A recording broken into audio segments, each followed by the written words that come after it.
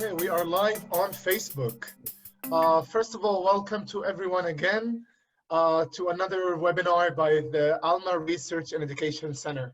Our center focuses on Israel's security challenges along the northern borders. When we say the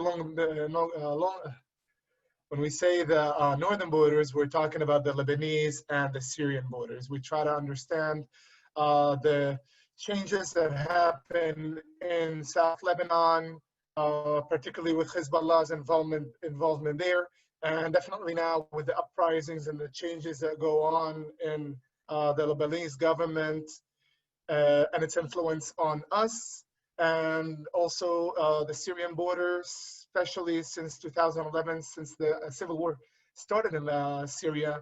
We've been trying to analyze the effects of the war on us, the security challenges that we're facing now here because of the different clashes that we've seen throughout the years, close to the border, even spillovers to the Israeli territories, and definitely now when we have Iran and the Iranian militias heavily invested in Syria, and particularly in southwest Syria, close to the border with Israel. And this raises questions. What is the role of this Iranian and the Shiite militias in Syria? And how does that affect us? And what does the future entail? Before we go on to discuss our webinar today, I definitely want to, for 1 second, introduce our phenomenal guest, Dr. Nir Boms. Nir, you want to say hi first for a second? We want to get you to see, the audience can see you as well. Hello, very good to be here. First of all, it's a pleasure to have you. Nir is a very close friend. He is a research fellow at the Moshe Dayan Center at Tel Aviv University. He's also the chairman of the Syria Research Forum and the coordinator of the TAU workshop on Israel and the Middle East. It's really an honor to have you with us here today, Nir. The topic of our webinar today is discussing the Shiite militias in Syria. Before we go on more, I just want to have one highlight. While we're having the webinar, feel free to write us messages either in the Q&A, or if you are watching us live on Facebook and not on Zoom, you can definitely write in the comments, in the comment box, any questions that you might have, and we will make sure at the end of the webinar to address as much as we can. This webinar actually was a great opportunity for us to discuss one research that was conducted by Dr. Shimon Karmi, who is a professor at the Tzfat College in the north of Israel, specializing in terrorism, and he's also a research fellow here at the Alma Center. It's an honor to be the one who's actually given the discussion on the research that he created here with you today. What Dr. Shimon tried to do is basically give an analysis of who are the militias operating today in Syria, what is their role, size, location, where did they come from, their funding, where do they operate, and their means. And there's so many different fractions that have entered the Syrian territory since the beginning of the war until today. And this phenomenal research really just highlights first the basis of the involvement of Iran in Syria. And of course, it gives very in-depth detail on each of the more significant militias participating in Syria, in the war in Syria today, and of course their funding and the effect that they have on the Syrian changes and even the demographic change today.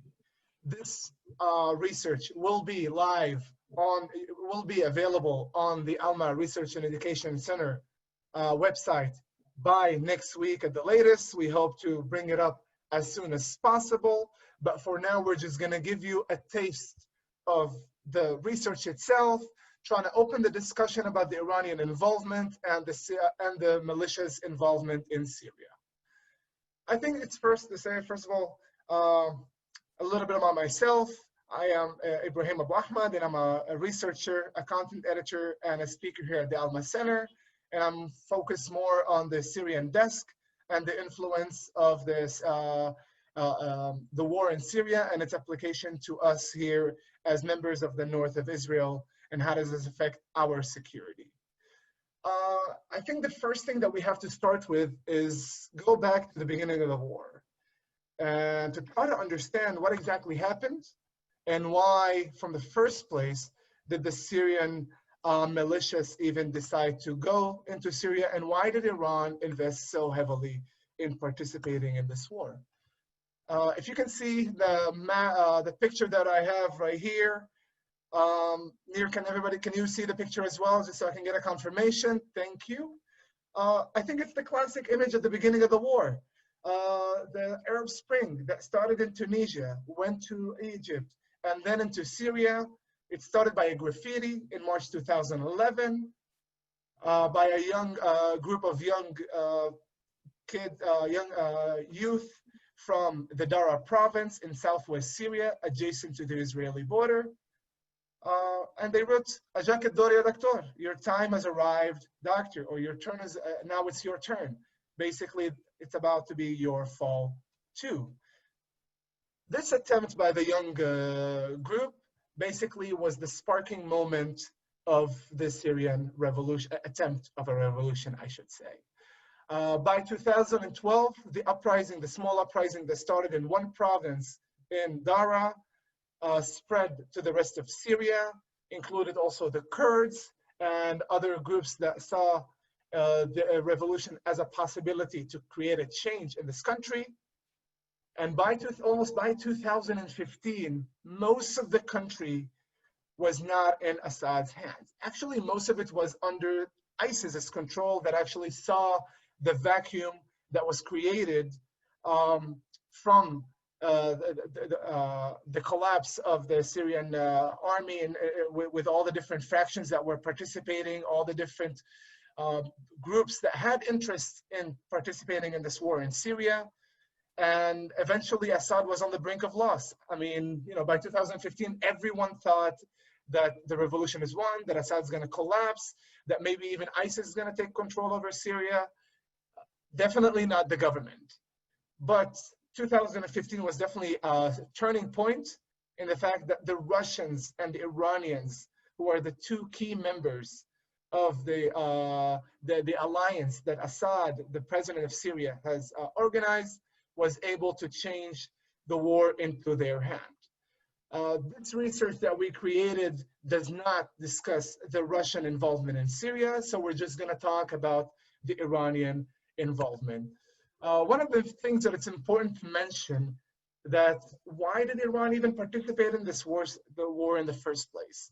It's important to note that the Iranians have definitely been allies to the Syrian government even since the 60s and 70s and 80s. Syria was definitely one of the only countries that supported the Iran side in the Iranian-Iraqi war, a relationship that was strengthened between the two sides from the days of Hafez al-Assad. The Iranians definitely saw an ability to invest in Syria as an ally and as a part of their axis of resistance, and even investment in Shiite shrines, that particularly in Damascus region, like the Ruqayya shrine and Sayyidah Ruqayya and Sayyidah Zainab. This actually created a route of pilgrimage for Iranian Shiites to do a pilgrimage in Syria and participate in that as well. So the relationship between the countries has already been established over the years. But the denominator that actually affected the Iranians to invest so heavily and send forces, even under sanctions by the US before 2015, and even by the different factions that were operating in this country, Iran definitely sought an opportunity in Syria. It was not just merely the relationship between the two countries that led to the Iranian participation and the funding of so many militias in this war.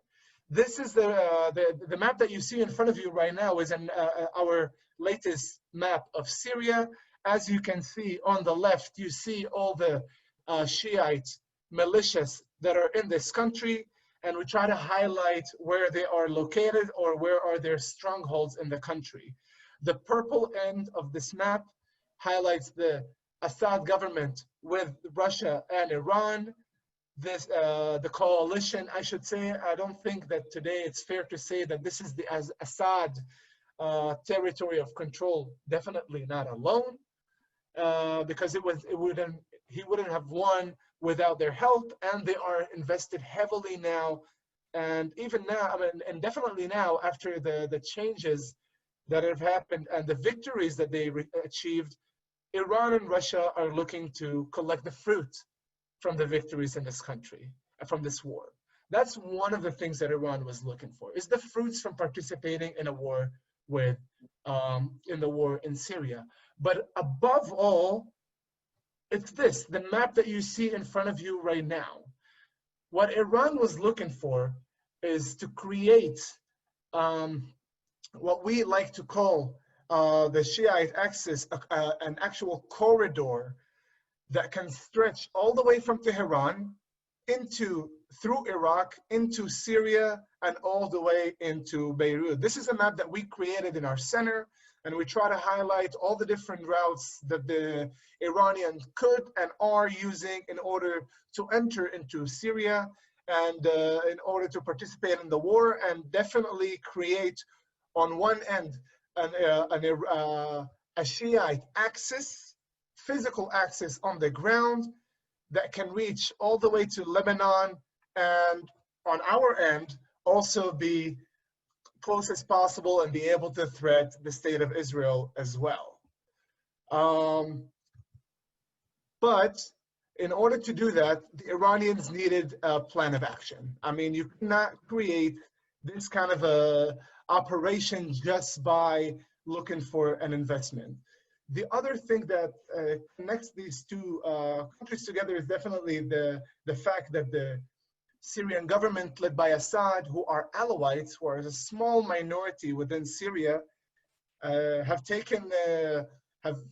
basically been given the legitimacy of being part of the Shiite or a fraction of the Shiite by Sayyid Saddaq in Lebanon, a clerk in Lebanon, and who actually basically gave the kashrut for the Alawites to be part of the Shiite minority and the Shiite population.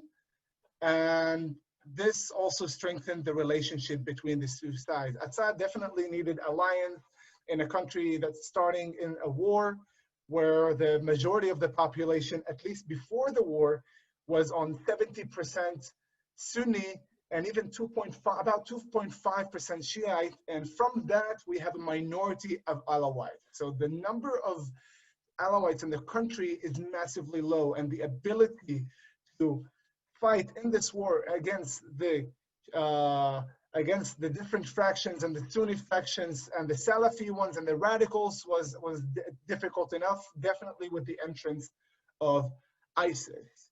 By 2012, after 2011, like we said, and the beginning of the conflict and the attempts of the people of Dara to try to start an uprising, these clashes led to an all-out war at the end. In 2012, Iran decided to aid the Assad with the uprisings in Syria by first forming Shiite militias that could handle and assist Assad on the one hand, but on the other hand also remain under Iran's control. Iran's interest was not to just voluntarily help the Syrian regime without any gains in return. The militia's manpower was basically made up of recruits. It started as recruits from Syrian villages, and Iran at that point was trying to provide equipment, training, weapons, and reasonable salaries to new recruits who are mostly composed of ethnic militias who are Shiite Syrians and Alawites. That was the beginning of the process that created all the Shiite fractions in this country. By 2013, a meeting between Hezbollah and the Iranians resulted in three things. One was the establishment of an ethnic army comprised of not only the Shiite Alawites, but also forces supported from Iran, from Iraq, from Pakistan, Afghanistan, Hezbollah definitely, and other groups in the Persian Gulf. The second was the aim that the force will have 150,000 combatants, and three, that the plan will prioritize Iranian forces first, then Iraq, and then to other Shiite groups. This regional force was meant to be integrated into the Syrian army, but after a visit by Soleimani, who is the head of the Al-Quds force, who at the end of the day took control and was the focal point of these Shiite militias, and they never fully integrated in the Syrian army, but maintained their own interests and fought side by side by the Syrian army in order to be able to also help and also to maintain their own interests in the country. In 2013, the protests, and the rallies that began in 2011 definitely turned into an armed riot, and it was a focal point in the clashes, which reached the all-out war. And I think the weakness of Assad at that time was visible from him trying to contact gangs, particularly in the Latakia province, that were smugglers and created other illegal activity. And by that time, it actually showed kind of weakness of Assad to be able to control his own country. And one particular example can be the Shahiba organization that was actually that was running even before the rebellion, but they were given strength by the Assad government in order to be able to participate and help control the tensions in the region. And the formal turning point, I would say, was in August 5th, 2013, when Order Number 55 by the Syrian government granted all these different fractions, all these illegal groups that were resurfacing on the ground, and actually legitimized their activity and their support of the Assad government and the army. Later, after the beginning of the creation of these small little fractions, one of the main fractions that were created and highlighted the Iranian and the Shiite entrance into this war was the creation of the 313 Command that was basically founded and comprised of Shiite volunteers from Iran, from Iraq, and also from Afghanistan. It was supposed to be integrated itself also, like I said, with other fractions before that into the Syrian army, or at least operate under it, but it was not the case. The command was subjected to the Quds force as a part of the IRGC, the Iranian Revolutionary Guard, and it was designated as the Shiite Militias and was the directing and advising body to the operations of the Iranians, of the Shiite militias in Syria. The militias were actually a focal point in this war. Like I said, 2015 was turning point. The more and more groups entered into Syria, we were able to see the changes. The militias drove ISIS out of unpopulated area from Iraq to the Syrian border in the southeast of Syria, with the aim of securing control of the territories. And we're going to touch upon that very shortly, and particularly the Al-Baqarah border, which is one of the key entrances from Tehran into Syria through Iraq. And Iran definitely was looking to where it can invest most. On the one hand, these militias were on the front line. They fought wherever they needed, and also they were fighting in very strategical lines. And I will show you the map right now, which will highlight what I'm saying.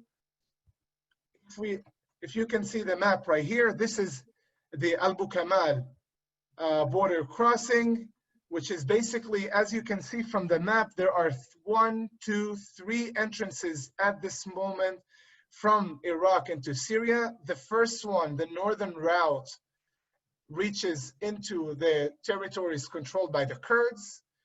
The southern route reaches to the El Tanaf border crossing, and where you see the blue right here, it's basically the American remaining forces in Syria, and they're currently and still controlling this border crossing, which is actually the quickest route from Tehran into Syria. At the moment, the only route available is the Abu Kamal border crossing. And Abu Kamal border crossing is the one that Iran and the Shiite militias have actually fought heavily, and even had clashes with Russian forces in the area because they needed that border crossing to transfer ammunition, even cement and other things for investments that are economic in order to invest in the reconstruction in Syria and collect the fruits of the country, and in troops, in actual forces. And these militias have done splendidly. Iran's formal involvement in the war was basically outlined when Hassan Nasrallah had a meeting with Ali Khamenei and Qasem Soleimani, and created the Shiite militias that can participate in this war. At the peak of their activity, the size of these militias subject to the Quds forces, including Hezbollah, is estimated to be around 120,000 to 140,000 combatants. So it's actually pretty close to the initial 150,000 combatants that could fight in this army. Some of the estimates that the Iranians are providing is that they are between 140,000 to 185,000, which is something that we do not assume to be the right number, because this is about 2.5 times the size of the Assad entire army. And if that was the case, it's our estimation that if we had that many forces in the region, the war could have been won a lot more quickly. Let's go back.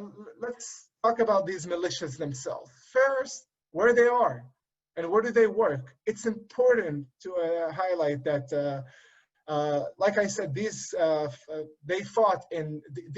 fought in the most combatant areas, like the reoccupation of the city of Aleppo, in the district of Damascus, and in the Dara province, in Homs, in Hama, in South Syria, in Latakia region, and even aiding the Lebanese Hezbollah on the border between Lebanon and Syria in their clashes against ISIS. So they were everywhere. And the question is who they are. They are people who are from Afghanistan, Pakistan, Iraq, and even Iran, members of the Basij. Some of these people are actually Shiite refugees who fled from their country to Iran, but they're not citizens of the country. They are residents of the country, and they're not recognized. And they're looking for recognition by assembling and entering into the IRGC, and thus be able to settle in Iran. Why did they come? One is the ethnic, why did they participate in these militias? One is the ethnic threats and other persecutions that they saw in Afghanistan, in Pakistan, and even in Iraq. The Iranian refugees were seeking Iranian citizen, and they were looking to fight for the Iranians in order to become legitimate citizens. And the others were actually forced recruitment of weak immigrant population, like the youth recruitment. And this, the Iranians have done magnificently, also using social media pages and posts that peaked from 2015 to 2018. We've been seeing posts constantly to try to recruit the youth, try to bring more people into the ideology of the Shiite ideology of Iran, led by Ali Khamenei. and basically to bring as many people as possible to recognize that Iran and Ali Khamenei are the guardians of the Islamic jurists, and Ali Khamenei as the supreme leader in Iran and ultimately the supreme leader of the Shiites of the world. One of the things that we saw and we're seeing right now is that these militias that have entered this country have actually created a demographic change. It is not only that they are participating in this war, but they are also trying to settle in. Some of these people that are infantry groups have decided to settle in Syria instead of returning to their home countries, since a lot of them had nowhere really to return. So what they decided to do is one of the places that they assembled in, particularly if we look at the Fatimiyun Afghanian militia, they situated themselves in Damascus region and in Shiite neighborhoods close to Sayyidah Zainab holy grave, that it's a significant Shiite shrine. And this is something that the opposition of Syria is looking at and seeing that the Iranians and Assad regime are looking to create a demographic change and have more Shiites in the country for the future.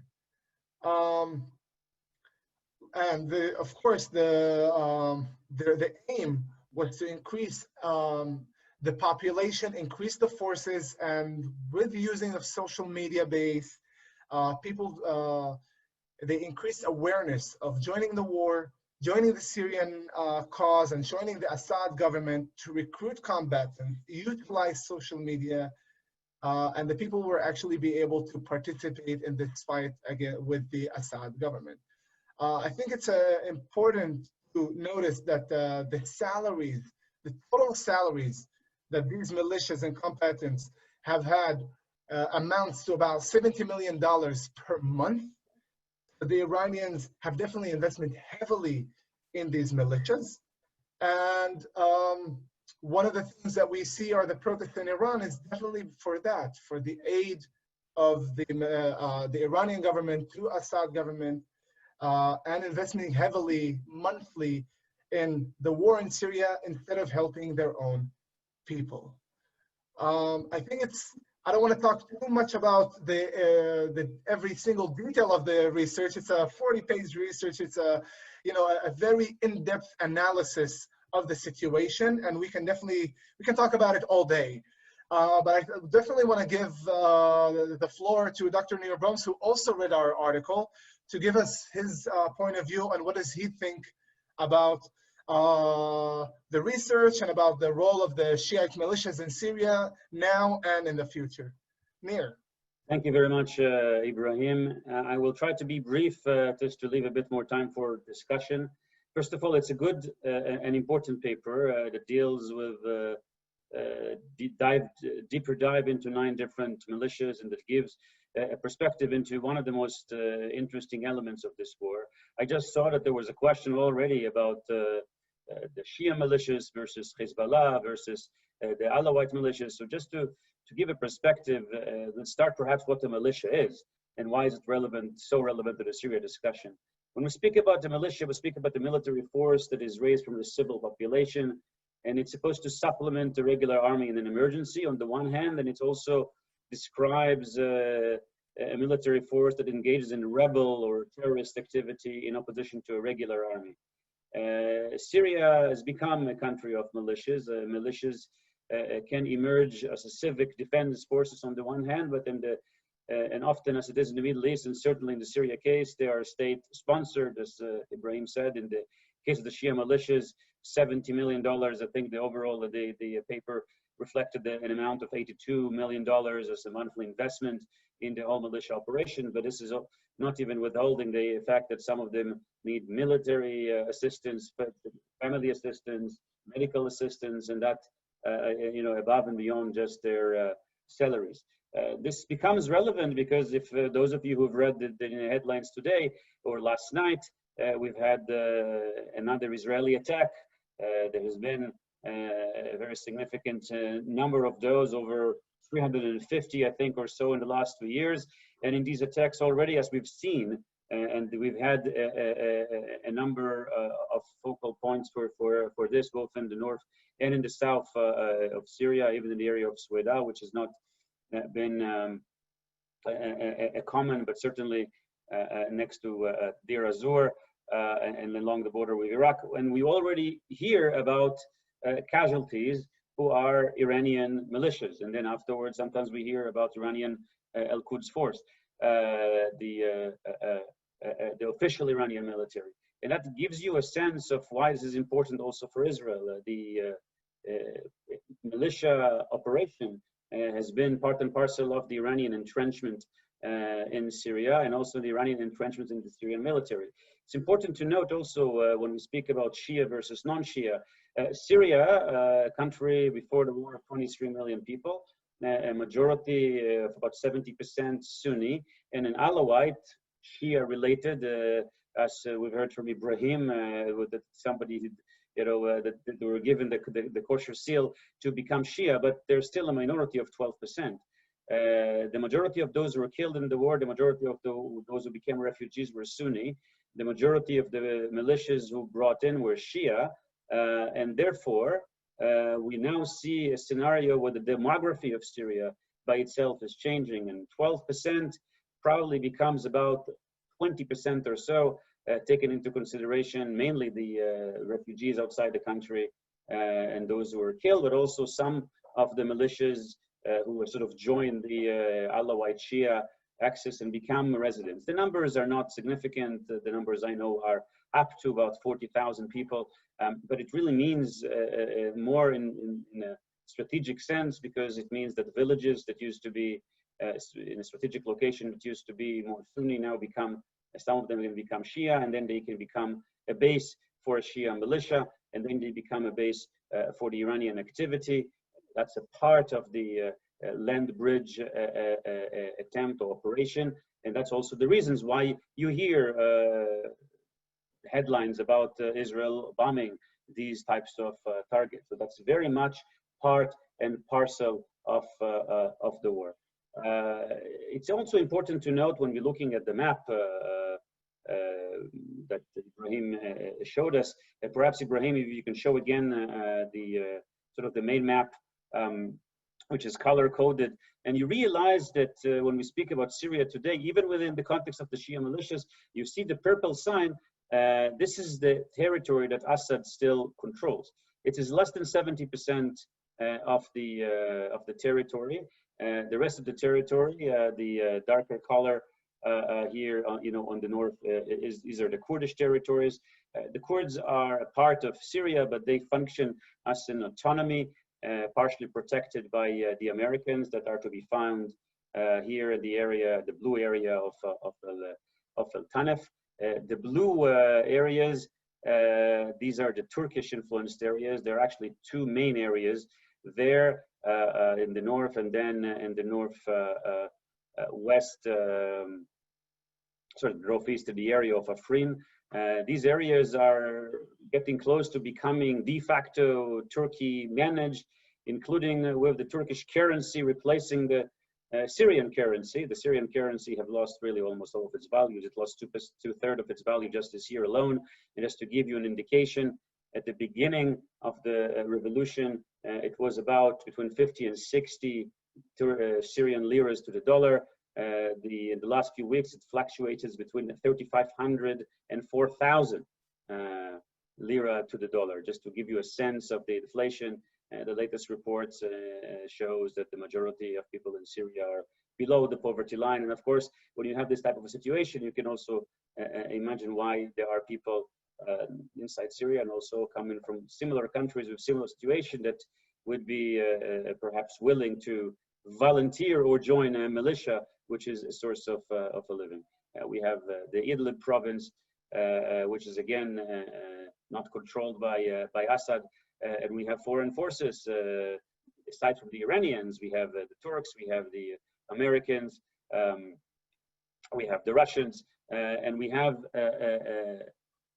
an ongoing struggle about who is going to control the military apparatus or the military structure of Syria.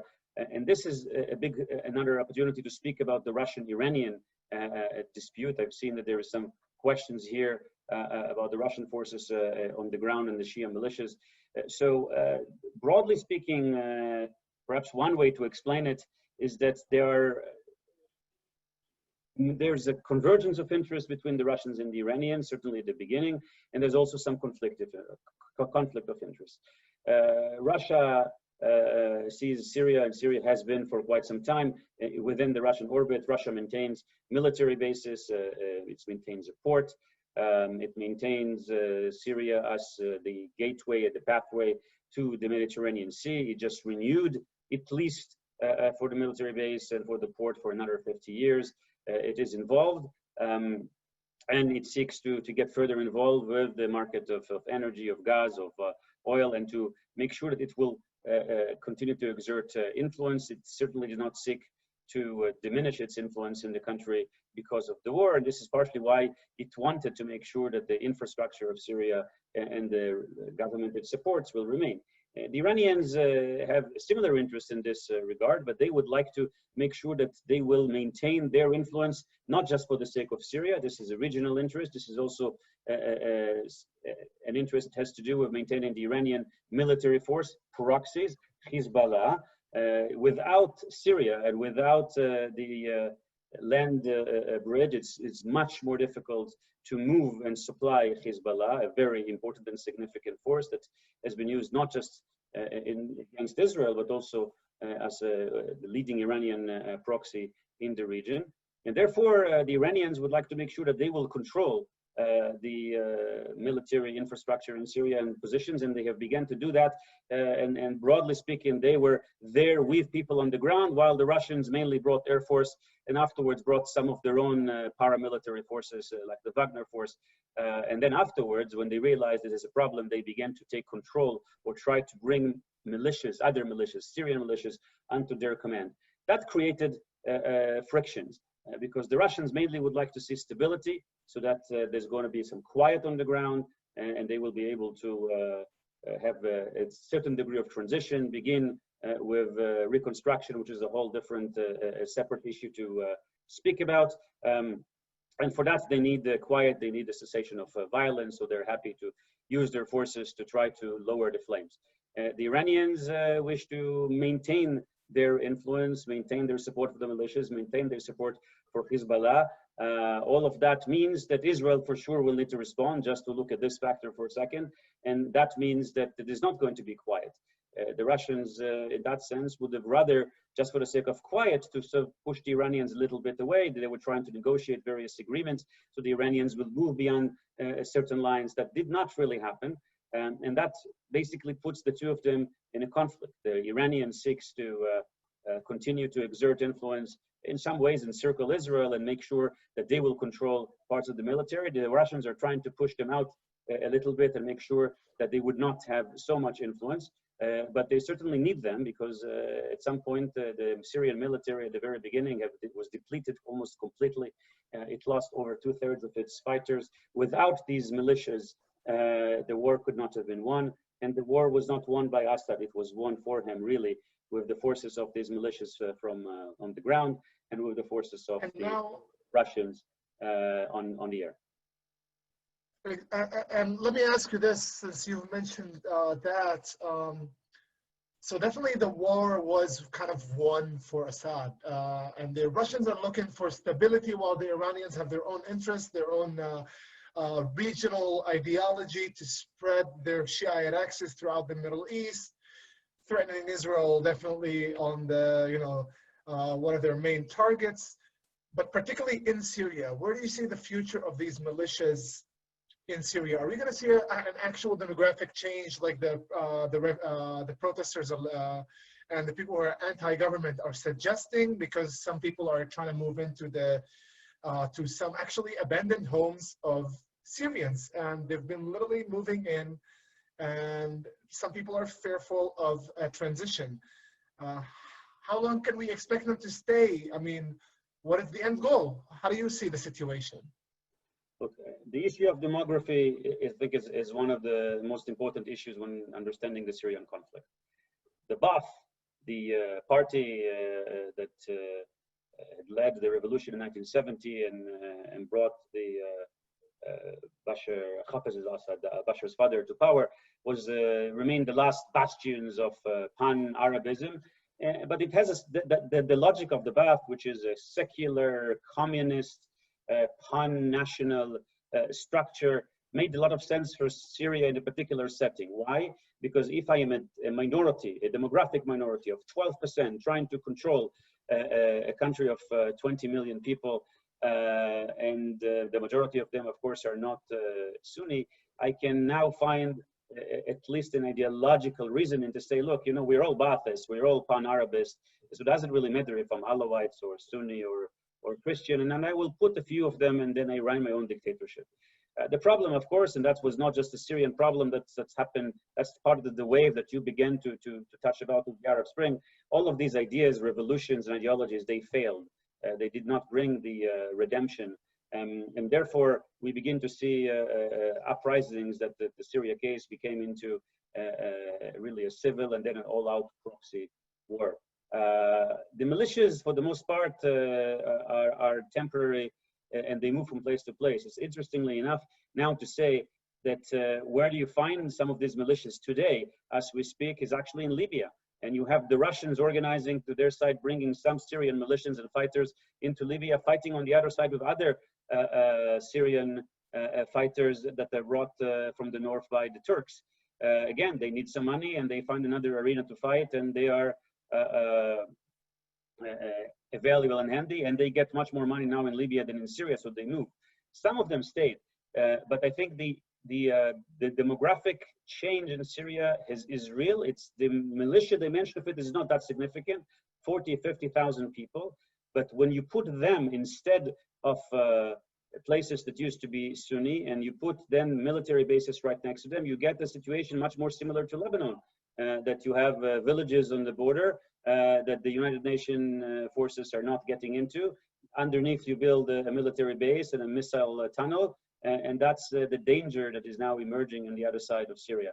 So this is not just the sheer numbers, it's also the location and the demographic dimension. If the Alawites and Shias used to be 12% at the beginning of the war, they are now between 20 and 25% if you are, again, according to the estimates of the number of people who left the country and the number of people killed. You are on mute, Ibrahim. Appreciate it. Actually, there was one question that I've been meaning to ask, but our friend Joshua Sinai actually asked us instead, so I'll take his question from us.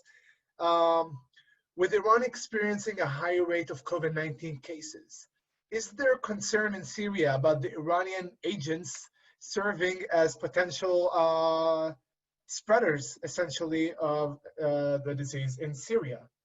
I'll start by saying that this is one thing that we actually touched upon in our research in the past couple of weeks. We do assume that the Assad government is hiding the real number of cases, of corona cases in Syria, but not to the extent that it's a massive pandemic in the country. Because one thing that we assume is that you cannot hide bodies. When the disease spreads massively, when it kills a lot of people, it's impossible for a country to hide that much the cases. And the case in point is Iran itself. Iran tried to hide as much as possible the actual number of cases of coronavirus, but the amount and the number of deaths, despite all the attempts to make them smaller, they're still significant numbers. So it's on our estimate, the COVID-19 did not spread that much into Syria. Definitely Iranians are potential spreaders and potential people who could have brought the disease. But I think because of the situation and the displaced people and people living in refugee camps, and there's not a free movement in that way throughout Syria to spread the disease that much, we have not seen a massive spread of the disease between the population, definitely not within the majority of the of the population of Syria. How do you see the situation, Nir? Well, let's add to that. The Iranian militia lines became the spreaders of COVID-19 in the Middle East. Iran kept its flights to China and then kept its flights to Lebanon and to Syria, both by air and by land bridge. It became clear that when you're looking at the spread of COVID-19 in the Middle East, you see that these lines, which also are connected to the militia lines, were the lines of spreading in Lebanon and in Syria. Of course, when you speak of a refugee camp that receives very, there are not people coming from the outside, and there are not so many people coming to visit, then you would not see a major spread. But we understand that the figures from Syria are obviously not very reliable. What we hear is that, especially in the south, when there's movement of militias and movement coming from Iran, there is a spread of corona, and there are many unreported cases. So that dynamic certainly very much exists. It's just difficult to measure it because there are not so many. Now, Josh, I saw that there's a couple of other questions here, also from Steve, that I saw on the militias, and I wonder if I hope that you can see the slide that was put on the screen. The militia structures are complicated, and they're not just. This is an old chart. This is not just Shia militias. You also had Sunni militias, and in a way, you also had the Shabiha, the pro-Alawite militias. At some point, it was difficult to differentiate between what as a militia end and the military begins. So the Shabiha was an informal, pro-regime, civic control militia. But on the Sunni side, perhaps that the largest one eventually evolved into becoming the Islamic State. Something that starts with a similar dynamic. Jabhat al-Nusra, Jabhat al-Ham. These are part of the Sunni part of the quote-unquote militias. But again, in the case of Syria, all of these militias, you cannot have a real militia, certainly well armed and organized with websites, if it's not supported with a more steady stream of support. And in that sense, it was state support. So the Turkish supported militias, the Saudis, the Emirates at some point supported militias, the Qataris supported militias, individuals from these countries that have support militias. And therefore you have seen some of these pictures that some of you may remember with these Toyota trucks with big machine guns. This is not something that can be easily arranged just by a village that decides to organize itself into a militia. This is something that requires a more significant state-related operation.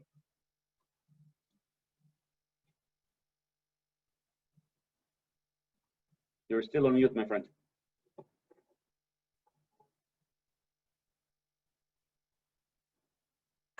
I apologize. I need to always get used to this. I guess if there are not any more questions, we have to talk about home, talk about us.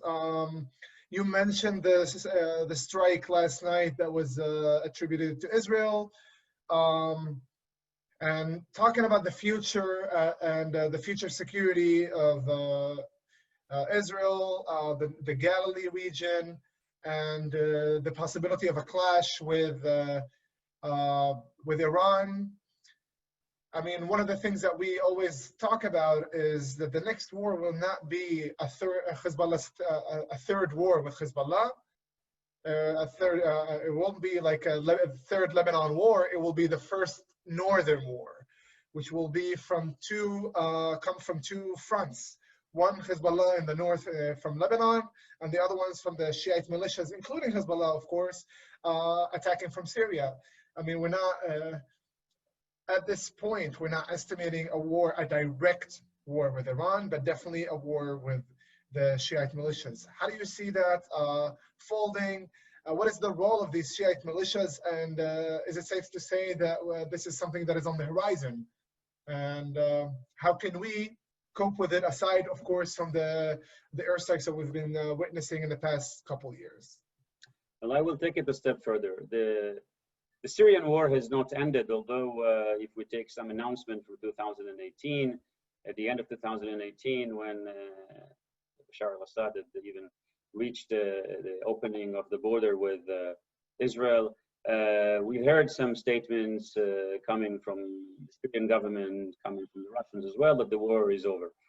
We've just discussed that there's only 60% of Syria, 65% in the hands of the Assad government. But nevertheless, we have heard, quote unquote, that the war is over.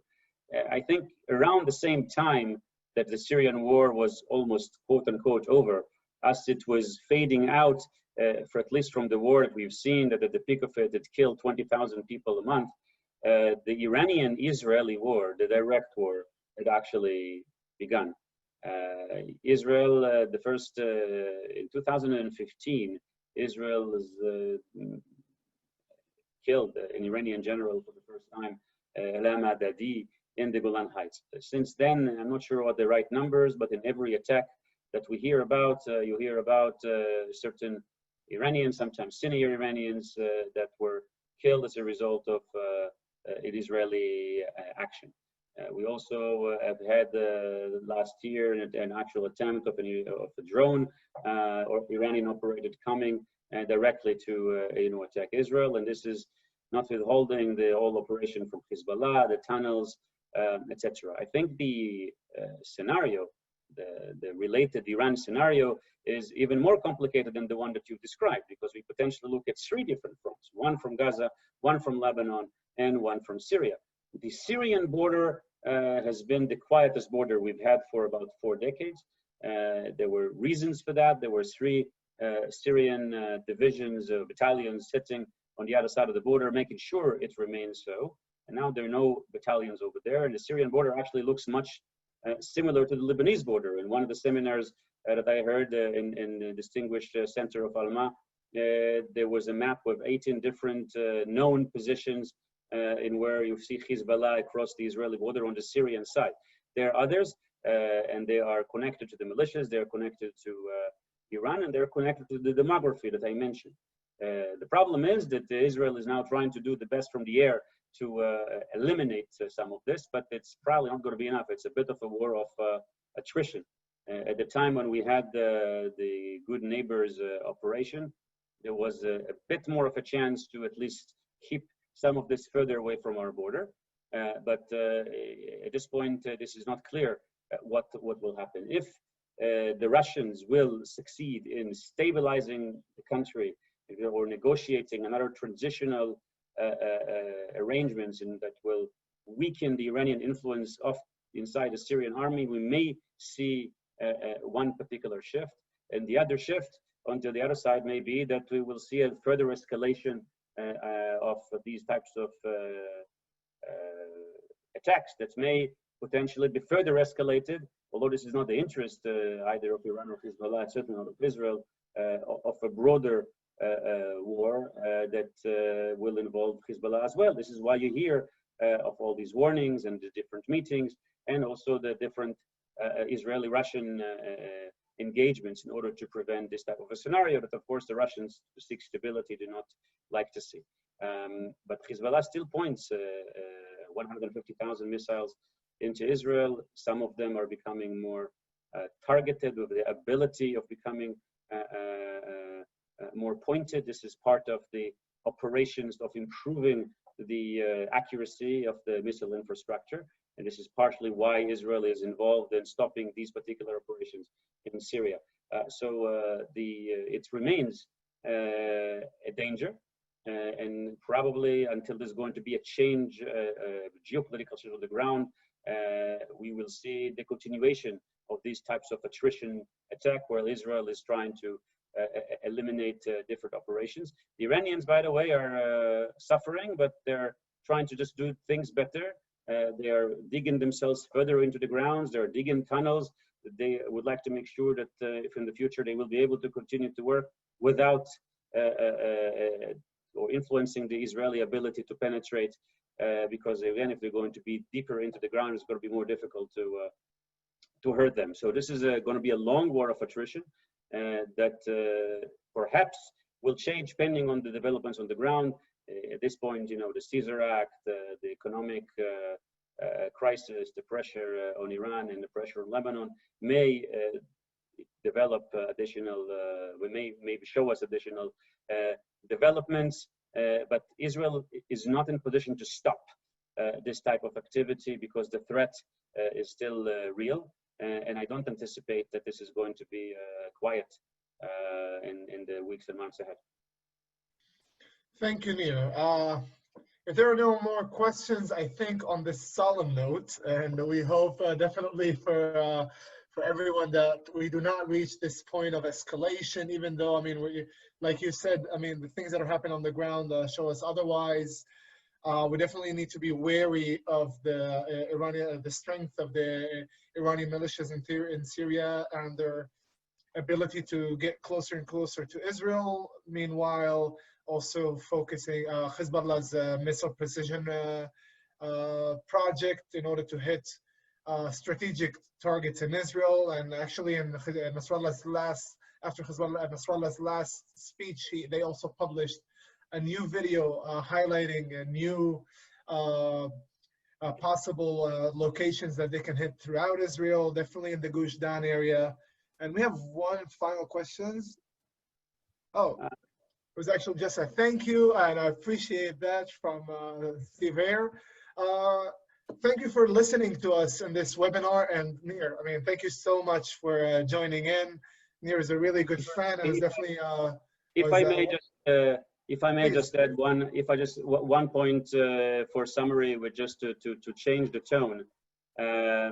You know, we still, I think, have in the hospital here a 3 weeks old baby that had an operation, a Syrian baby that had a life-saving operation, and it was brought because of some cooperation between Israel and Cyprus. This is the third baby that was brought in these circumstances, and this is a bit of an extension of the program that we had here that saved the lives of thousands of Syrians. I think I want to mention this, first of all, because it's a worthwhile story that Israel is still able to do that, and I've seen the baby and the father in an interview, and it was very, very touching. But it's important to know that all of this dynamic between Israel and Syria at this point, really, this is Israel and Iran. I think between Israelis and Syrians, we've seen an unparalleled degree of cooperation and collaboration that emerged with these years of the war and with this program that brought so many Syrians here. And I very much hope that there's going to be a way that if the Iranian factor will be moved a little out of the picture, that Israel and Syria, and Israel perhaps in a different Syria, will be able to live a bit more in peace in the Middle East that we seek to see. I appreciate that note, Nir. It's definitely a changing tone for the end of our webinar. I mean, me and you have definitely been working on trying to understand the perspective of the Syrian people lately, especially since there's a sense that the voice of the Syrian people is actually kind of lost, you know, particularly with everything that's going on with the corona, the things that are happening in the States, Europe. It's like the Syrian story itself, the story of the people, has actually been kind of like forgotten. So this is something that we're going to also try to bring in our next webinars. Hopefully in the near future, we'll actually have a Syrian, a person from Syria coming up on our webinar and try to ask him about his perspective of, you know, the actual personal experience of being someone in the midst of a war in his country and being a refugee in Europe today. Thanks again, Nir. I highly appreciate you coming up on our webinar. If you want to read our article, like I mentioned, it will be up shortly on our website, and there you can read more and more about the different fractions and the different Shiite militias in Syria. Definitely the Hezbollah al-Nujaba movement in Iraq, which is like the twin, they call it the twin of Hezbollah in Lebanon. Asa'ib Ahl al-Haq, who are also in a huge collaboration with Hezbollah. Another Iraqi movement, Liwa al-Fatimiyun from Afghanistan, Liwa al-Zainabiyun from Pakistan. and more to read. And we will make sure to post that on our page. Please, if there's anyone, follow us on social media, follow us on our Facebook. We have one last question at the end. I think somebody was asking about my background, which is the statue of Assad, the father, being taken down at the beginning of the Syrian revolution. As the statue, you mean? Yeah, the statue. I have the statue, I think, right here. I mean, I can say it in a nutshell that the statue is basically just a symbol. Oh, the background that you have, yeah. If you want to say a word about the background before we wrap it up, feel free. Yeah, I was just saying, this was the background from the early days of the revolution in Syria, where the statues of Hafez and Bashar al-Assad were taken down. And this is one of the famous pictures that simply, symbolize the revolution when you're taking the statue down. But apparently, unlike in other places, Bashar remained. The war still, unfortunately, if you've seen, has not ended. And if you look on our article, law number 10, on our website, we also discuss particularly the reconstruction of these statues throughout Syria and their symbol of Assad basically saying to the protesters, "I won." And the question is, what are we going to have in the future? Thank you, everyone, for listening to our webinar today. It was a pleasure hosting you with us. And thank you, Nir. Have a good evening. Thank you.